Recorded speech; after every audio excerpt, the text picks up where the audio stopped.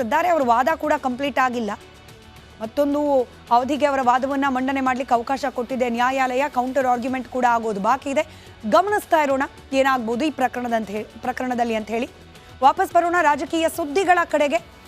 H D Kumaraswamy ಅವರಿಗೆ ಈಗ already Sai Venkateshwara minerals ಗಣಿ ಗುತ್ತಿಗೆ ಆರೋಪ, ಲೋಕಾಯುಕ್ತ ತನಿಖೆ, ಚಾರ್ಜ್ ಶೀಟ್ ಸಲ್ಲಿಕೆಯ ಹಂತದಲ್ಲಿರೋದು. ಈ ಪ್ರಕರಣ ಸಂಕಷ್ಟವನ್ನ ತಂದೊಡ್ಡುವ ಸಾಧ್ಯತೆಗಳಿದೆ. ಇದರ ನಡುವೆ ಹೊಸ ಸಂಕಷ್ಟ ಕೂಡ ಶುರುವಾಗಿದೆ. ಜೆಡಿಎಸ್ ನಾಯಕ ವಿಜಯ್ ಟಾಟಾ ಅವರೇ ಕುಮಾರಸ್ವಾಮಿ ಅವರ ವಿರುದ್ಧ ಸಿಡಿದೆದ್ದಿದ್ದಾರೆ, ದೂರು ಕೂಡ ನೀಡಿದ್ದಾರೆ. ಪೊಲೀಸರ ಮೊರೆ ಹೋಗಿದ್ದಾರೆ ವಿಜಯ್ ಟಾಟಾ. ಈ ಪ್ರಕರಣದಲ್ಲಿ ಕುಮಾರಸ್ವಾಮಿ ಅವರಿಗೆ ಬಂಧನದ ಭೀತಿ ಎದುರಾಗ್ಬಿಡುತ್ತಾ, ಸಿಲ್ಕ್ ಹಾಕೊಂಡ್ಬಿಡ್ತಾರ ಪ್ರಕರಣದಲ್ಲಿ ಅನ್ನೋದು ದೊಡ್ಡ ಸ್ವರೂಪದಲ್ಲಿ ಚರ್ಚೆ ಆಗ್ತಿದೆ. ಇನ್ಫ್ಯಾಕ್ಟ್ ಕಾಂಗ್ರೆಸ್ಗಂತೂ ಈ ಪ್ರಕರಣ ಕೈಗೆ ದೊಡ್ಡ ಅಸ್ತ್ರವನ್ನ ಕೊಟ್ಟ ಹಾಗಾಗಿದೆ. ಸಿದ್ದರಾಮಯ್ಯನವರ ರಾಜೀನಾಮೆ ಕೇಳ್ತಿದ್ರಲ್ಲ, ನಿಮ್ಮ ಪರಿಸ್ಥಿತಿ ನೋಡ್ಕೊಳ್ಳಿ ಅಂತ ಹೇಳಿ ಕುಮಾರಸ್ವಾಮಿ ಅವರ ಕಡೆ ಬೆರಳನ್ನ ತಿರುಗಿಸಿ ಮಾತನಾಡ್ತಿದ್ದಾರೆ ಕಾಂಗ್ರೆಸ್ನ ನಾಯಕರು. ಏನಾಗಿದೆ ಈ ಪ್ರಕರಣ, ದಾಖಲು ಮಾಡಿದ್ಯಾ ಉದ್ದೇಶಕ್ಕೆ, ಹೇಳಿಕೆ ಪ್ರತಿ ಹೇಳಿಕೆಗಳು ಯಾವ ಹಂತದಲ್ಲಿ ನಡೆದಿದೆ, ಒಂದು ಡೀಟೇಲ್ ರಿಪೋರ್ಟ್ ನಿಮ್ಮ ಮುಂದೆ.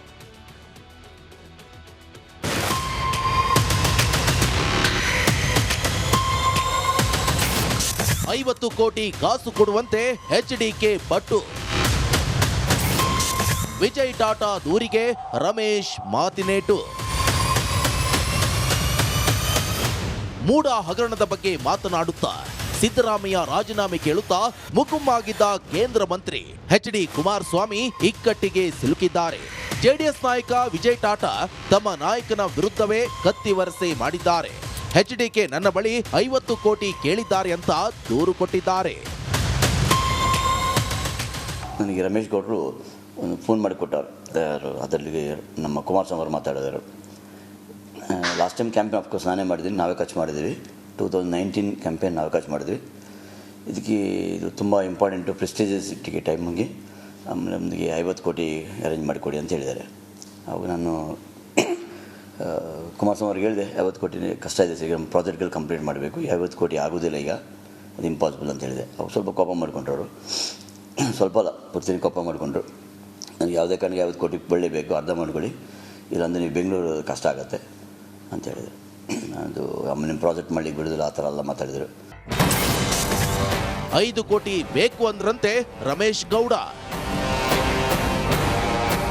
ಕುಮಾರಸ್ವಾಮಿ 50 ಕೋಟಿ ಕೇಳಿ ಫೋನ್ ಇಡ್ತಾ ಇದ್ದಂತೆಯೇ ರಮೇಶ್ ಗೌಡ್ರು ಅಲರ್ಟ್ ಆದ್ರಂತೆ. ಶಾಲೆ ಕಟ್ಟಬೇಕು, ಅಭಿವೃದ್ಧಿ ಕೆಲಸಕ್ಕಂತ 5 ಕೋಟಿ ಒಡಿ ಅಂದ್ರಂತೆ.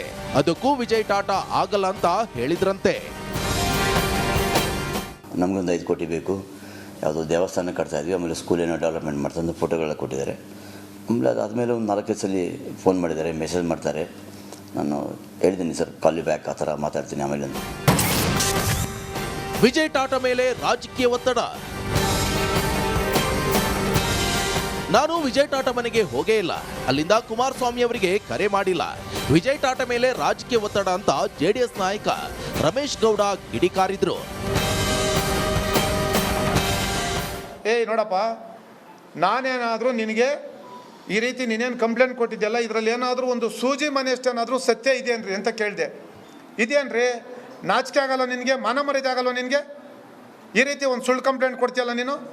ಇದುವರೆಗೂ ನಾನು ನಿನಗೆ ಸಾರ್ ಅಂತ ಕರಿತಾ ಇದ್ದೆ. ನೀನೊಬ್ಬ ಮನುಷ್ಯನ ಅಂತೇಳಿ ನಿನ್ನೆ ಪೊಲೀಸ್ ಅಧಿಕಾರಿಗಳ ಮುಂದೆ ನಾನು ಬೈದೆ. ಹೊತ್ತಿಗೆ ಕೆಳಮಟ್ಟಕ್ಕೆ ಇಳಿದು ನೀನು ಮಾಡಿದ್ಯಲ್ಲ ಸರಿನಾ ಅಂತ. ಸರ್, ಆ ಮನುಷ್ಯ ಹೇಳ್ತಾನೆ ಪೊಲೀಸ್ ಅಧಿಕಾರಿಗಳ ಸಮ್ಮುಖದಲ್ಲಿ, ಅಯ್ಯೋ ನಾನು ಐ ಎಮ್ ಹೆಲ್ಪ್ಲೆಸ್, ನನಗೆ ಯಾವುದೋ ಪ್ರೆಜರ್ ಇದೆ, ಹಾಗಾಗಿ ನಾನು ಅಂತ. ಹೇಳಪ್ಪ, ಅಲ್ಲಿ ಇನ್ಸ್ಪೆಕ್ಟರ್ ಇದ್ದಾರೆ, ನಾನು ನೋಡಿಸಿದೆ. ಇನ್ಸ್ಪೆಕ್ಟರ್ ಯಾವನೋ ಸಮ್ಮುಖದಲ್ಲೇ ಸರ್. ನಾನು ಕುಮಾರಸ್ವಾಮಿ ಅವರಿಗೆ ಕರೆ ಮಾಡಿಲ್ಲ. ನನ್ನ ಫೋನಲ್ಲಿ ಕುಮಾರಣ್ಣ ಹಣ ಕೇಳಿದ್ರು ಅಂತಲ್ವೇ ಸರ್.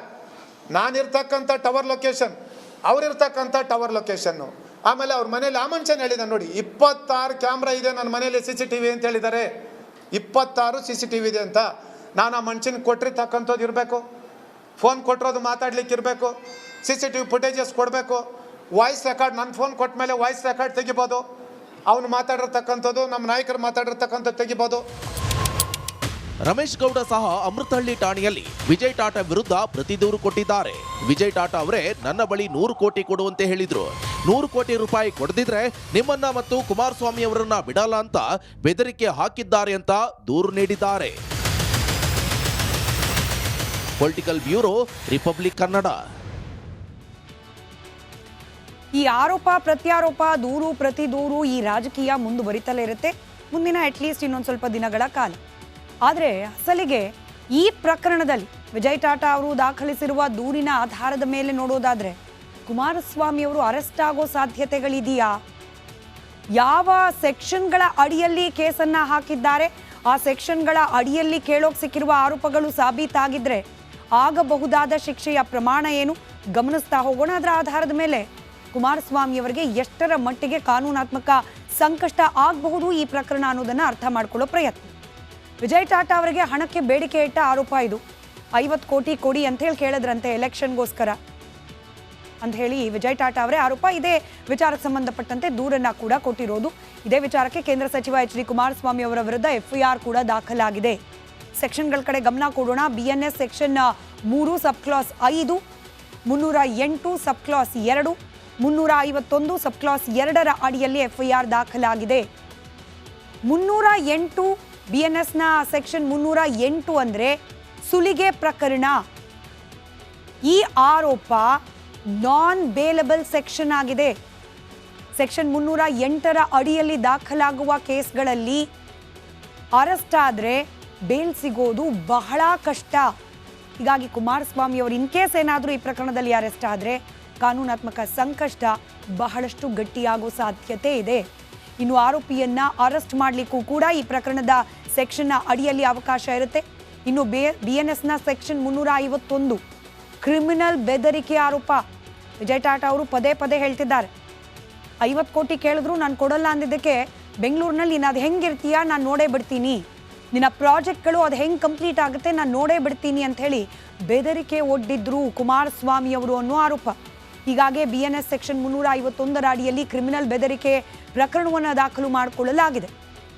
ಇದರ ಅಡಿ ಬೇಲ್ ಪಡಿಬಹುದು, ಬೇಲೆಬಲ್ ಸೆಕ್ಷನ್ ಆಗಿದೆ.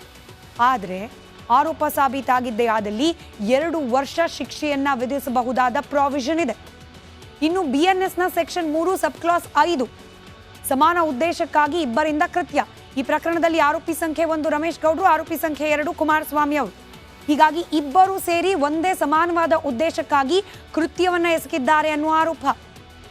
ಇದರ ಅಡಿಯಲ್ಲಿ ನೇರವಾಗಿ ಬಂಧನಕ್ಕೆ ಅವಕಾಶವಿಲ್ಲವಾದರೂ ಕೂಡ ಇನ್ನು ಉಳಿದ ಸೆಕ್ಷನ್ಗಳು ಗಂಭೀರವಾಗಿರೋದ್ರಿಂದ ಈ ಸೆಕ್ಷನ್ ಕೂಡ ಆಡ್ ಆನ್ ಆಗಿರೋದ್ರಿಂದ ಸಂಕಷ್ಟ ಎದುರಾದರೂ ಕೂಡ ಅಚ್ಚರಿ ಇಲ್ಲ. ಮೊದಲು 7 ದಿನಗಳಲ್ಲಿ ವಿಚಾರಣೆಗೆ ನೋಟಿಸನ್ನು ನೀಡಬೇಕಾಗತ್ತೆ.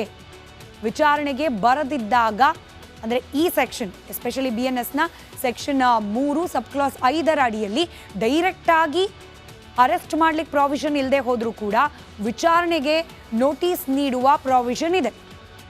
7 ದಿನಗಳ ಒಳಗಾಗಿ ವಿಚಾರಣೆಗೆ ಬರದೇ ಹೋದರೆ ಆಗ BNS ಸೆಕ್ಷನ್ 3 ಸಬ್ ಕ್ಲಾಸ್ 5ರ ಅಡಿಯಲ್ಲಿ ಬಂಧನ ಮಾಡುವ ಸಾಧ್ಯತೆ ಇದೆ. ಈ ಕೇಸ್ನಲ್ಲಿ ಹಾಗಾಗಿ ಕುಮಾರಸ್ವಾಮಿ ಅವರಿಗೆ ನೋಟಿಸ್ ನೀಡೋ ಸಾಧ್ಯತೆ ಇದೆ. ನೋಟಿಸ್ ಕೊಟ್ಟು ವಿಚಾರಣೆಗೆ ಹಾಜರಾಗ್ತಾರಾ ಕುಮಾರಸ್ವಾಮಿ ಅವರು? ವಿಚಾರಣೆಗೆ ಹಾಜರಾಗದೆ ಹೋದರೆ ಬಂಧನಕ್ಕೊಳಗಾಗ್ತಾರಾ? ಇವತ್ತಿನ ಪ್ರಶ್ನೆ ಕೂಡ ಅದೇ. QR ಕೋಡನ್ನು ಗಮನಿಸ್ತಾ ಇದ್ದೀರಿ, ಉತ್ತರ ಕೊಡಿ. ಯಾರು ಎಷ್ಟರ ಮಟ್ಟಿಗೆ ಉತ್ತರವನ್ನ ಕೊಟ್ಟಿದ್ದಾರೆ? ಬಂಧನದ ಸಾಧ್ಯತೆಗಳು ಇದೆಯಾ ಕುಮಾರಸ್ವಾಮಿ ಅವರಿಗೆ? ಜನರ ಮನಸ್ಸಿನಲ್ಲಿ ನಡೀತಿರುವ ಲೆಕ್ಕಾಚಾರ, ಅದರ ಡೀಟೇಲ್ಸ್ ಅನ್ನ ಕೂಡ ಮುಂದಿನ ಹಂತದಲ್ಲಿ ನೀಡ್ತಾ ಹೋಗ್ತೀವಿ. ಇನ್ನು ಇದೇ ಪ್ರಕರಣಕ್ಕೆ ಸಂಬಂಧಪಟ್ಟಂತೆ ವಿಜಯ್ ಟಾಟಾ ಅವರು ಮತ್ತೊಂದು ಸ್ಫೋಟಕ ಹೇಳಿಕೆ